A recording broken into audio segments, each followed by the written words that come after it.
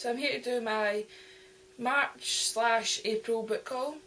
Because I was in London this year, I haven't really bought that many books in those months, just purely for the fact that London is so expensive and I'm saving my money to go there. So most of these are review books. There's only a few that are ones that I've bought, but I'll show you them first. First up, I got Hunger by Jackie Morse-Kessler. I've already read this book about 2 years ago, and it's one of my favourite books ever. But I loaned it to someone who I'm not 100% sure who it was, and it just went to get it back. And I wanted to read it because a new one, Lost, was coming out, so I rebought it because I still have Rage, but I just know my hunger bent, so I rebought it anyway. My first copy anyway was only an ARC, but it had the same cover apart from the fact that it said proof copy just like here.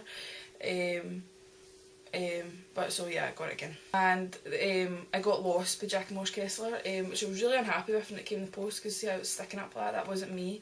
I hate when my books are like that. And it came and it was like that, so once I've read it I'm going to put something heavy on it so that it will stop doing that. I'm not that far into it just now. I'm about 76 pages in, and I've been like that for maybe about 2 weeks, due to the fact I was in London as well, but I'm just not enjoying this one as much as the first two. The first two I basically read in like a few days, and this one I'm kind of struggling to read. This one's about pestilence, the Horseman pestilence, the apocalypse. And it's about this boy Billy whose granddad has Alzheimer's and he get badly bullied, and right now I'm just not getting why he's the next Horseman of the Apocalypse, because usually it's people who, like the first one, Hunger, was about this girl who was anorexic, so she became famine, which, you know, suits that. Rage was then about this girl who self-harms, so she's then able to inflict pain on others. So I just don't get where him getting bullied comes into being, you know, the giver of disease and death, disease kind of thing.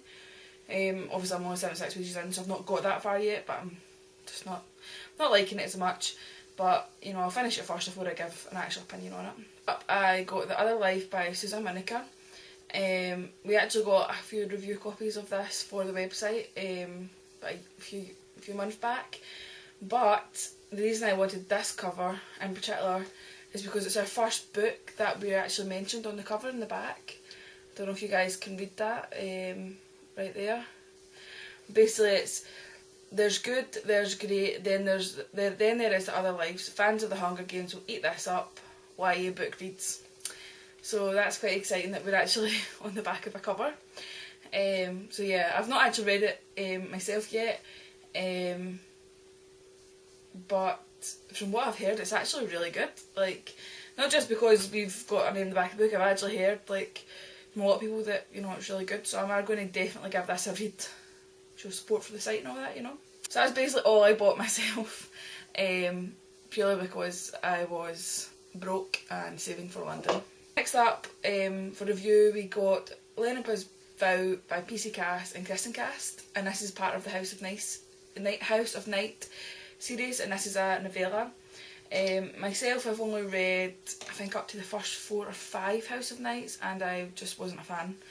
The first one I loved, obviously, which is why I continue to read them. Loved the first one, really loved it. And then the second one, she takes too long to tell you what happened in the first one, to repeat it.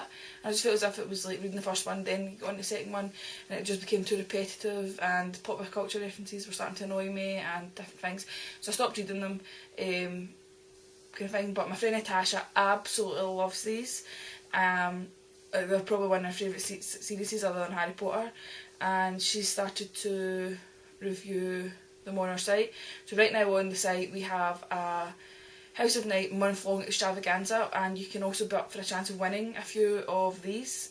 So, you know, you should maybe go and check that out because you can have a chance of winning.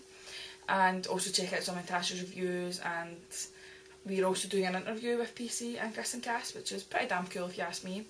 I've actually seen Kristen Cast, PC Cast, when we went to get a book signing once, and she was reading from one of her books, and she was a pretty cool lady. Even though I wasn't a huge fan of her books, apart from the first one, she was pretty cool. So yeah, definitely check that out. Next up I got Torn, which is the second novel in Amanda Hawking's fairy books. I'm not sure what the series is called.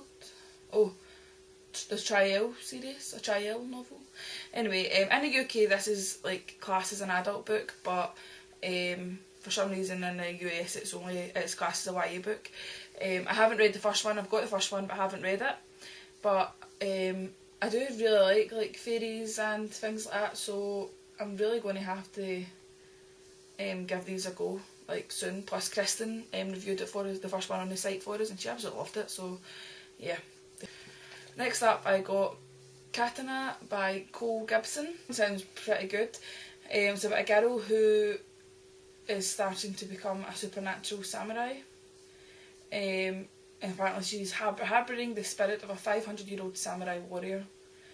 And because of this she's like attacked by ninjas, so she must master katana,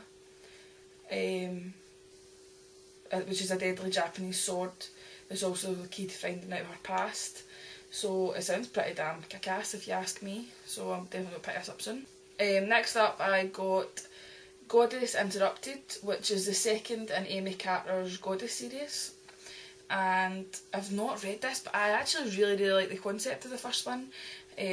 So I'm definitely going to be giving this a try soon, because Greek mythology is just something that quite interests me. So yeah, I'm definitely going to give this a try soon. Lastly, I got an arc for The Militia Quest, The Invisible Assassin by Jim Eldridge. Jim Eldridge, whatever. And this is supposed to be a gripping and exciting thriller in the vein of the Da Vinci Code that will hook readers from the first page. And it's basically about, this guy who basically finds out something sinister is happening, and either the British government or another sinister agent is trying to prevent him from finding out more. In fact, it doesn't really give you much other than that on the back of it. Probably because it's an arc, so I'm not 100% sure actually what it's about, other than the fact that it's this guy who's basically trying to figure out a secret of some sort, but is kind of prevented at every step, and either way Jake must fight for his life to escape away from cheek, danger and murder. So I'll give it a go.